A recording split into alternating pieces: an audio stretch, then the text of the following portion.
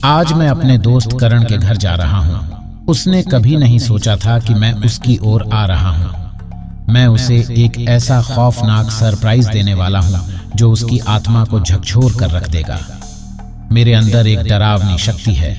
मैं भूत प्रेत देख सकता हूँ और उनसे बात भी कर सकता हूँ। जब मैंने करण को यह बताया था तो उसने हमेशा मेरी हंसी उड़ाई और मुझे तुच्छ समझा। उसकी इनकार और मजाक ने मेरे दिल को गहरे तक चीर दिया।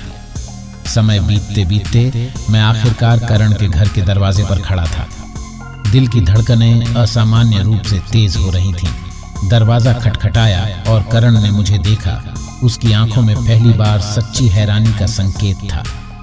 उसने मुझे अंदर बुलाया और हम दोनों ने बातचीत शुरू की। बातचीत के दौरान करण ने पूछा, तू मेरे पास क्यों आया है? क्या तू जानता है कि मेरे साथ क्या हुआ? मैंने उसकी आंखों में सीधे झांकते हुए जवाब दिया, हाँ, मैं जानता हूँ। 2 दिन पहले तू एक खतरनाक एक्सीडेंट का शिकार हुआ था और तेरी मौत हो गई। यही कारण है कि मैं तेरे पास आया हूँ, तुझे एक खास प्रूफ देने के लिए। करण के चेहरे पर उलझन और उत्तेजना साफ दिखाई दे रही थी। प्रूफ? किस बात का प्रूफ? उसने हैरान होकर पूछा। मैंने धीरे से कहा, मैंने तुझसे कहा था कि मैं भूत प्रेत देख सकता हूँ और उनसे बात कर सकता हूँ। तूने हमेशा मेरी बातों पर विश्वास नहीं किया और मुझे मजाक का पात्र समझा। अब तू देखेगा कि मेरे पास क्या सच्चाई है। करण की आंखों में डर की लहरें अब स्पष्ट थीं, लेकिन वह पूरी तरह यकीन नहीं कर पा रहा था। मैंने अपने प्लान की ओर इशारा करते हुए कहा, आओ, मैं तुझे एक खास प्रूफ दिखाता हूँ।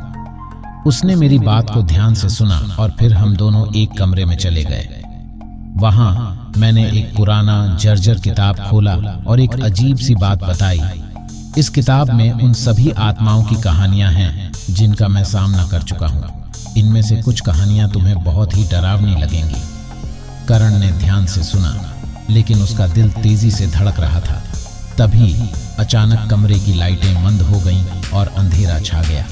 एक भयानक ठंडी हवा ने कमरे को घेर लिया और करण की सांसें एक एक कर तेज होने लगी। अचानक एक भयावह चीख कमरे में गूंज उठी और मैं देखा करण की आंखों में डर की गहरी छाप थी। उसी समय उसने भयानक तरीके से कांपना शुरू कर दिया। मैंने उसे नजदीक से देखा और महसूस किया कि अब समय आ गया है। अब मेरे पास उसे अपनी ताकत का सच दिखाने का पल है। बाहर की दुनिया से बिल्कुल कटे हुए उस अंधेरे कमरे में मैंने करण को एक खौफनाक स्थिति में डाल दिया, जिससे वह एक बार फिर से अपने एक्सीडेंट का दर्द भोग रहा था। उसकी चीखें, उसका डर, सब कुछ उस कमरे में कैद हो गया था।